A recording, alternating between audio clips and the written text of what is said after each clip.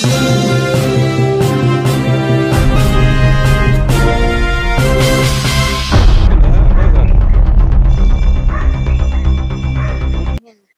मुली कुठे बी जाता, आता रात्रीची येऊन आमच्या इथे एवढ्या गाड्या फोडल्या त्या।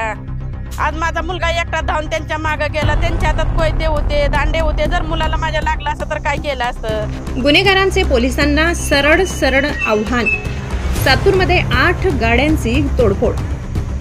नाशिक शहरात गुन्हेगारांची भाईगिरी शिगेला पोहोचलेली दिसून येत आहे। नागरिकांमध्ये संतापाची लाट। सातपूरमध्ये गाड्यांची तोडफोड, नागरिकांमध्ये भीतीचे वातावरण। पोलिसांपुढे कायदा सुव्यवस्थेचं मोठं आव्हान। सविस्तर वृत्त।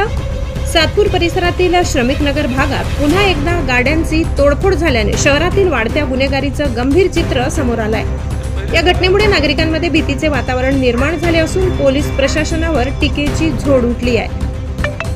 गुरुवारी रात्रीच्या सुमारास कडेपठार परिसरातील श्री भगवान विश्वकर्मा उद्यान व खंडेराव महाराज क्रीडांगणाजवळ उभ्या असलेल्या 4 चाकी गाड्यांची अज्ञात तिघांनी कोयता व लोखंडी गज व मोठे दगड यांच्या सहाय्याने तोडफोड केली।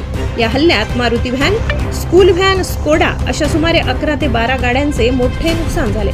संबंधित गाड्या घरासमोर पार्क करण्यात आल्या होत्या। या प्रकारामुळे संपूर्ण परिसरात भीतीचं वातावरण आहे। वारंवार अशा घटना घडत असल्याने नागरिक आपल्या सुरक्षेबाबत चिंतित आहेत। शिवसेना शिंदे गटचे स्थानिक पदाधिकारी कल्पेश कांडेकर यांनी आरोपींच्या अटकेसाठी 8 तासांची मुदत देत अन्यथा पोलीस स्टेशन समोर तीव्र आंदोलन छेडण्याचा इशारा दिलाय। गेल्या काही दिवसांपासून नाशिक शहरात वाहनांची तोडफोड, खून, चोरी आणि इतर गुन्हेगारी प्रकारांमध्ये वाढ झाली आहे। परिणामी पोलिसांसमोर कायदा आणि सुव्यवस्थेचं मोठं आव्हान उभं ठाकलंय। नागरिकांकडून पोलिसांवर रात्री गस्त वाढविण्याची मागणी होत आहे। माझी पहिली पण आता 3दा माझी गाडी फुटली होती ना, आता पण 4 गाड्या फुटल्या, त्यात माझी पण गाडी आहे। आणि आताच नाही, हमेशा होतं या असं। आज पहिलीच वेळ नाही या अशा गाड्या फोडायची। आणि तर पोलिसांची वचक काय, कोणाचीच वचक नाही। तर पोया पण अशा दारू पिऊन इथं बसता उठता, पोयींना पण त्रास होतो, बाया पण इकडे यायला घाबरतात, सगळ्यांचंच हे गरीबाचं नुकसान झालेलं हे कोणी भरपाई करून द्यावं। प्रत्येक वेळेस काचा फोडणार आहे, गरिबांनी पोट भरायचं काय? उभे नाही गाड्यांच्या काचा फोडतंय, त्यांना काय भेटतंय? ते कंपनीच्या गाड्या कोणी भरून द्यायच्या कंपनी? आज श्रमिक नगरची परिस्थिती पाहता ही गुंडगर्दी जसं की आता ती मुघलशाही जशी चालू झाली होती तशी आता परत श्रमिक नगरला चालू झाल्यासारखं आता वाटायला लागलेलं आहे। 8 दिवस झाले, 10 दिवस झाले का प्रभागातल्या गाड्या फोडल्या जातात। श्रमिक नगर झालं, अशोकनगर झालं, या भागात वारंवार हे सत्र चालू आहे। पोलिसांचा त्यांच्यावर वचक राहिलेला नाही।